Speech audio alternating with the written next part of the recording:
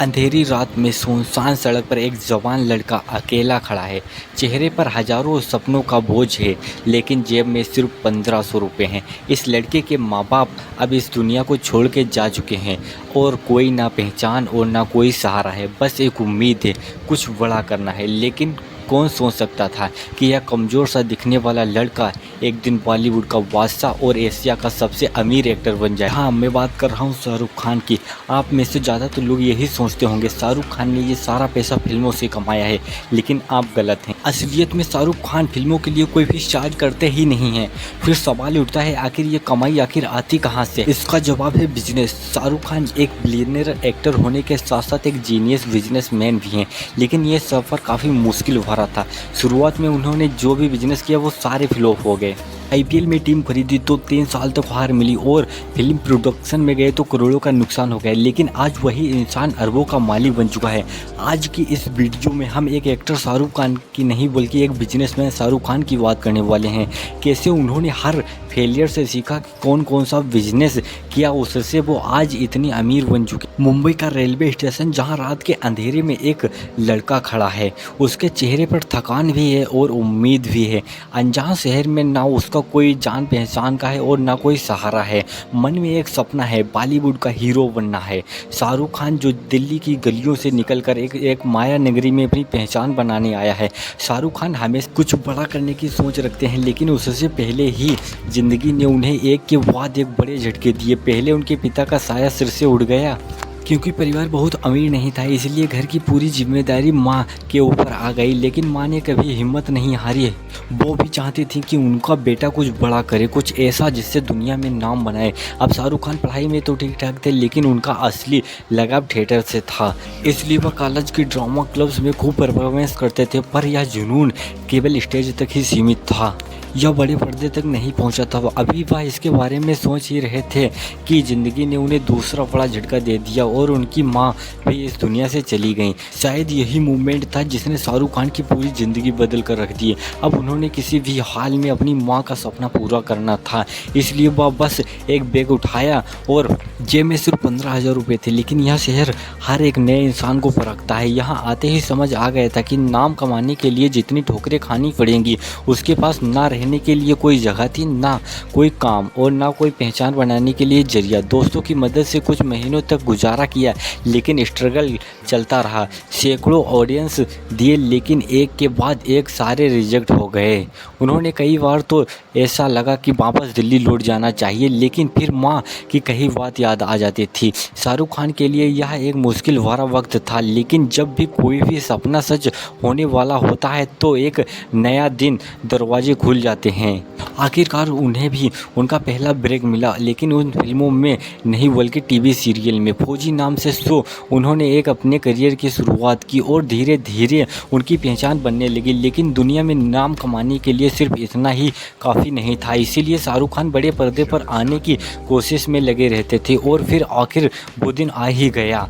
1992 में शाहरुख खान को उनकी पहली फिल्म मिली, दीवाना। यह फिल्म रिलीज होते ही सुपरहिट हो गई। पहली ही फिल्म ने शाहरुख खान ने सबका ध्यान अपनी ओर खींच लिया। दीवाना की ज़बरदस्त परफॉर्मेंस के बाद उन्होंने एक के बाद एक नई फिल्म को ऑफर आने लगा। डर और बाजीगर में उन्होंने ग्रे शेड वाले रोल को किया, उस दौर में एक बहुत ही बड़ा रिस्क था, क्योंकि उस वक्त में ऐसा समझा जाता था कि जो एक बार विलन बन जाता है वो कभी हीरो नहीं बन सकता है। लेकिन शाहरुख खान ने इस सोच को पूरी तरह से बदल दिया।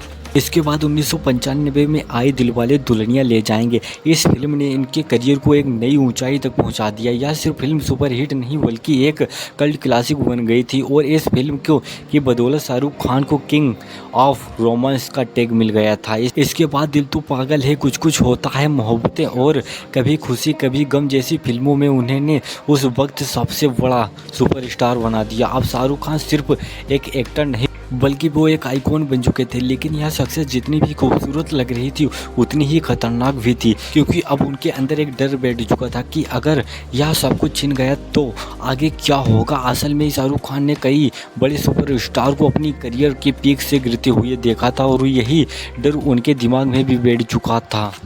यह इंडस्ट्री किसी के इंतजार नहीं करती है, जो हिट है वही फिट है। और जैसे ही फिल्म फ्लॉप होना शुरू हो जाती है, सारा स्टार्टअप तबाह हो जाता है। शाहरुख खान को यह बात अच्छे से समझ आ गई थी।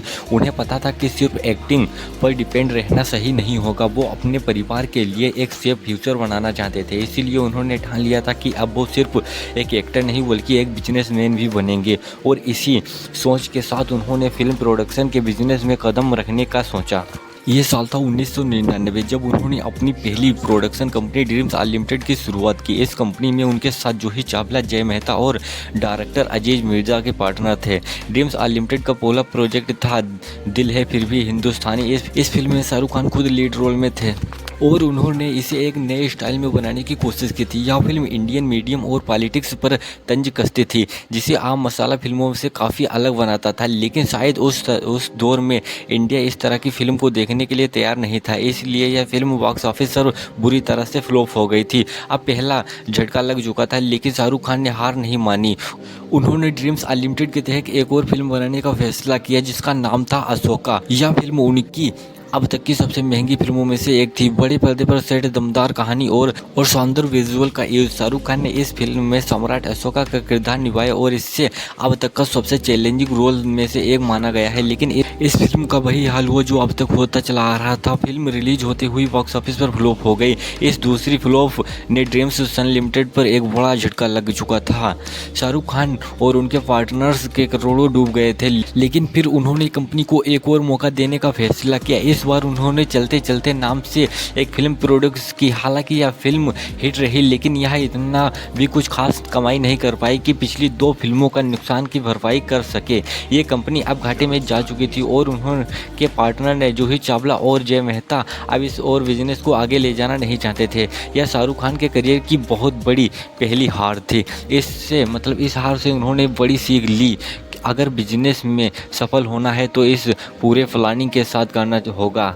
वह समझ गए थे ड्रीम्स अनलिमिटेड में उनकी सबसे बड़ी गलती सही टीम को ना चुनना था। साथ ही उन्होंने फिल्म के प्रमोशन पर भी कुछ खास ध्यान नहीं दिया और अब वही गलती रिपीट करना नहीं चाहते थे। उन्होंने तय कर लिया बार इस कंपनी को नए सिरे और एक नए नाम के साथ लॉन्च करेंगे और इस बार उन्हें किसी साथ की जरूरत नहीं है। इस तरह 2003 में उन्होंने अपनी कंपनी को दोबारा लॉन्च किया और इस बार इनका नाम रखा गया रेड चिली एंटरटेनमेंट। शाहरुख खान की इस नई कंपनी का पहला प्रोजेक्ट था मैं हूं ना। यह फिल्म पूरी तरह से मसाला एंटरटेनमेंट थी, जिसे बड़े स्केल पर प्रमोट किया गया था। साथ ही इसका म्यूजियम, एक्शन, ड्रामा सब कुछ परफेक्ट रखा गया था। इसका नतीजा यह हुआ कि यह फिल्म रिलीज होते ही सुपरहिट हो गई और यह सक्सेस के साथ ही रेड चिली एंटरटेनमेंट अब इंडस्ट्री में अपनी जगह बनाने में कामयाब हो चुका था। लेकिन इसका असली टेस्ट अभी बाकी था। 2007 में शाहरुख खान ने ओम शांति ओम के साथ एक बड़ा दांव खेला। उस वक्त की सबसे महंगी बॉलीवुड फिल्म में से एक थी और जैसा कि उम्मीद थी, इस फिल्म ने भी बॉक्स ऑफिस पर धमाल मचा दिया था। इसका बजट 40 करोड़ था और 150 करोड़ से भी ज़्यादा कमाई की। शाहरुख खान की अब तक की सबसे बड़ी हिट फिल्मों में से एक थी और इस फिल्म और हज़ारों करोड़ कमा लेती है तो भी एक्टर की कमाई उतनी ही रहेगी जितना कि तय हुआ था। इसलिए उन्होंने रेड चिली के VFX डिपार्टमेंट को भी बड़े स्केल पर स्टार्ट किया और देखते ही देखते यह बॉलीवुड के सबसे बड़े VFX एक स्टूडियो में एक बन गया। आज बॉलीवुड की कई बड़ी फिल्में जैसे रावण, क्रिश 3, भूल भुलैया 2 और जीरो रेड चिली VFX एक्शन की मदद से ही तैयार की गई हैं। लेकिन जैसा कि हर कहानी में होता है, यहाँ भी कुछ मुश्किलें आई। रेड चिली की कुछ फिल्मों ने तो ज़बरदस्त कमाई की तो वहीं कुछ फिल्मों ने नुकसान भी झेलना पड़ा। उन्हीं में से एक थी रावण, जो एक हाई बजट प्रोजेक्ट था लेकिन उसे वैसा ही रिस्पॉन्स नहीं मिला जैसे उम्मीद की गई थी।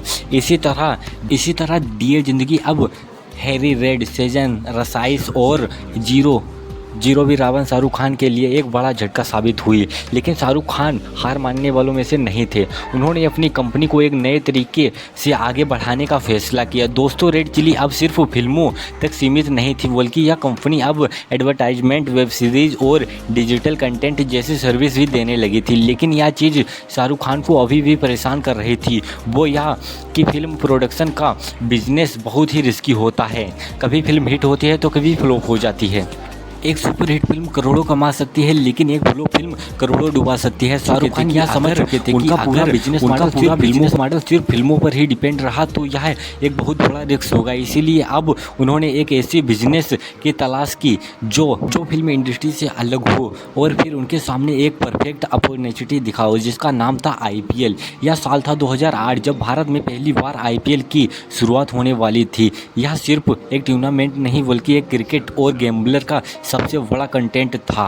इसमें बड़े से बड़े बिजनेसमैन और बॉलीवुड स्टार्स भी दिलचस्पी दिखा रहे थे, मगर शाहरुख खान ने तेजी दिखाते हुए जूही चावला और जय मेहता के साथ मिलकर अपनी कंपनी रेड चिली एंटरटेनमेंट के अंदर एक आईपीएल टीम कोलकाता नाइट राइडर को खरीद लिया। ये उनकी अब तक की सबसे बड़ी और सबसे महंगी इन्वेस्टमेंट थी, जहां इस टीम को खरीदने के लिए उन्होंने करीब 300 करोड़ रुपए खर्च कर दिए थे। पहले सीजन में केकेआर को लेकर क्रेज बहुत ज़्यादा था, टीम में बड़े बड़े खिलाड़ी थे और शानदार परफॉर्मेंस किया, लेकिन असली खेल तो मैदान में होता है। और दरअसल पहले के 3 साल 2008 और 2009 और 2010 तीनों सीजन में टीम की हालत बेहद खराब रही।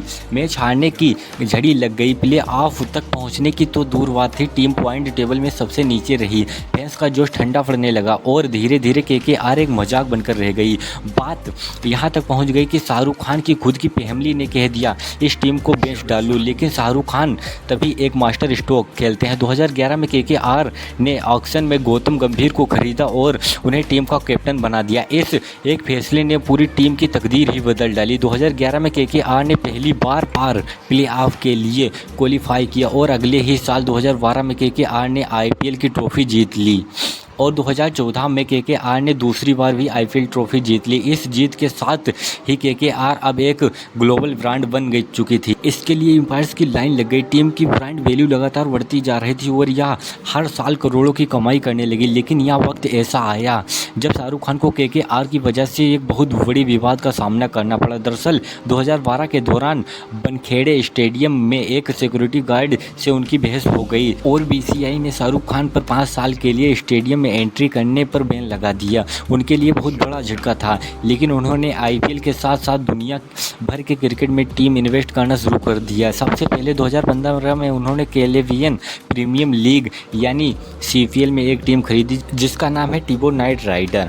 बता दें कि सीपीएल को वेस्ट इंडीज को आईपीएल कहा जाता है। इसके बाद 2022 में उन्होंने वुमेन क्रिकेट में एंट्री ली और टिब नाइट राइडर वुमेन की टीम खरीद ली। 2022 में ही अपनी पहली टूर्नामेंट जीत ली। फिर 2023 में उन्होंने Middle East and North Africa market में एंट्री करते हुए Abu Dhabi Knight Rider team बनाई, जो यूएई के इंटरनेशनल लीग T20 में खेलती है। अब भाई यहीं पर नहीं रुके, बल्कि इसके बाद 2023 में उन्होंने अमेरिका की मेजर लीग क्रिकेट यानी MLC में भी टीम बनाई। दरअसल मेजर लीग क्रिकेट को अमेरिका के अंदर क्रिकेट को प्रमोट करने के लिए लॉन्च किया गया था। इसमें दुनिया के टॉप क्रिकेटर्स आते हैं। शाहरुख खान ने वहाँ भी लीग एंजेल्स नाइट राइडर के नाम से टीम बना ली। इस तरह आज शाहरुख खान के पास नाइट राइडर के नाम से सिर्फ एक आईपीएल टीम नहीं बल्कि एक पूरा ग्रुप है जो ग्लोबल क्रिकेट ब्रांड बन चुका है और आज इस ग्रुप की वैल्यू 900 करोड़ से भी ज़्यादा है। आईपीएल के जरिए उन्होंने साबित कर दिया कि वो एक सिर्फ सुपरस्टार नहीं बल्कि एक चालाक बिजनेसमैन भी हैं। लेकिन बहुत ही कम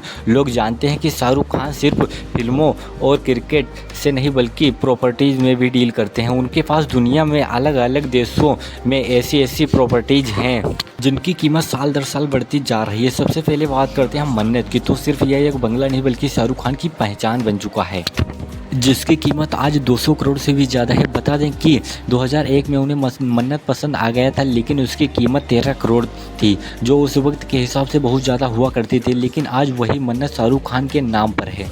इसके अलावा पाम जुमेरा दुबई में उनका सी फिशिंग मिलक जन्नत है जिसे दुबई के पॉपुलर निखिल ने उन्हें गिफ्ट किया था और आज इसकी कीमत 100 करोड़ से भी ज़्यादा है। ऐसे लंदन पार्क लेन में उनका आलीशान अपार्टमेंट है जिसकी वैल्यू 180 करोड़ से ऊपर भी बताई जा रही है और आज उनकी सारी प्रॉपर्टीज़ की वैल्यू 1000 करोड़ से भी ज़्यादा है। यानी फिल्मों में हिट हो या फ्लॉप हो, क्रिकेट टीम जीते या फिर हारे, प्रॉपर्टीज़ का तो दाम हमेशा बढ़ता ही रहेगा। रियल इस्टेट में इन्वेस्टमेंट करके उन्होंने यह समझ लिया था कि अगर पैसा सही जगह पे लगाया जाए तो वो अपने आप ग्रो करता रहता है। इसलिए शाहरुख खान ने हर उस बिजनेस में पैसा लगा दिया जिसका फ्यूचर ब्राइट था उन्होंने टेक्नोलॉजी, हेल्थ और एजुकेशन जैसे सेक्टर्स में भी हाथ आजमाया। हालांकि यहाँ कुछ इन्वेस्टमेंट सक्सेस रहे जबकि कुछ फेल हो गए। इसमें से सबसे पहले बात करते हैं नमी और मिड कैट्स की। नमी एक हेल्थ और न्यूट्रिशन फोकस मोबाइल ऐप है जो लोगों को पर्सनलाइज डाइट और हेल्दी लाइफ स्टाइल से जुड़ी सलाह देता है। शाहरुख खान हमेशा से हेल्थ और फिटनेस को लेकर अवेयर रहते हैं और यही वजह थी कि उन्होंने इस ऐप में इन्वेस्टमेंट किया। बात करें मीरकैट की तो यह एक सोशल मीडिया प्लेटफॉर्म है जो यूजर्स को रियल टाइम में लाइव स्ट्रीमिंग और ऑडियंस के साथ इंटरेक्शन की सुविधा देता है। शाहरुख खान ने 2015 के दौरान इससे इन्वेस्टमेंट किया था। यह एक international chain of children edutainment park है जहां बच्चे खेल में अलग अलग करियर को एक्सप्लोर कर सकते हैं। जहां बच्चे यहां डॉक्टर, इंजीनियर, साइंटिस्ट, जर्नलिस्ट और पायलट जैसे अलग अलग प्रोफेशन को रियल लाइफ में एक्सपीरियंस कर सकते हैं। और आज हर साल लाखों बच्चे किडनेजिया विजिट करते हैं क्योंकि उन्हें लगा कि लाइव स्ट्रीमिंग फ्यूचर का सबसे बड़ा कम्युनिकेशन टूल बन सकता है। हालांकि इस प्लेटफॉर्म के जिससे यह एक बेहद लाभदायक वेंचर बन चुका है। इसके साथ साथ शाहरुख खान में एक्टिंग से पैसे कमाने का एक नया स्मार्ट तरीका खोज निकाला है। उन्होंने अपनी बिना ही फीस लेना ही बंद कर दिया और सीधे प्रॉफिट शेयरिंग मॉडल को अपनाया क्योंकि बॉलीवुड में आमतौर पर सभी एक्टर्स फिल्म के लिए एक फिक्स फीस चार्ज करते हैं। अब फिल्म हिट हो या फिर फ्लॉप हो उनका पैसा उन्हें मिल जाता है, लेकिन अगर कोई फिल्म ब्लॉकबस्टर साबित होती है तो करोड़ों। इससे उन्होंने करीब 200 करोड़ कमाए और यही पैटर्न उन्होंने जवान और डंकी जैसी फिल्मों के साथ अपनाया। इसके साथ ही शाहरुख खान आज बॉलीवुड के सबसे महंगे ब्रांड एम्बेसडर कहलाते हैं। आज उनके पास 40 से ज़्यादा ब्रांड हैं और हर ब्रांड के लिए वो 10 से 30 करोड़ रुपए चार्ज करते हैं। इस तरह शाहरुख खान सिर्फ एक्टिंग पर डिपेंड ना रहकर उन्होंने 7300 करोड़ का एक बिजनेस एम्पायर खड़ा कर दिया जो हर साल बड़ा होता जा रहा है। शाहरुख खान की कहानी सिर्फ एक सुपरस्टार बनने की नहीं बल्कि एक सोच और एक माइंड सेट की है जिससे हम लोग कुछ ना कुछ ज़रूर सीख सकते हैं।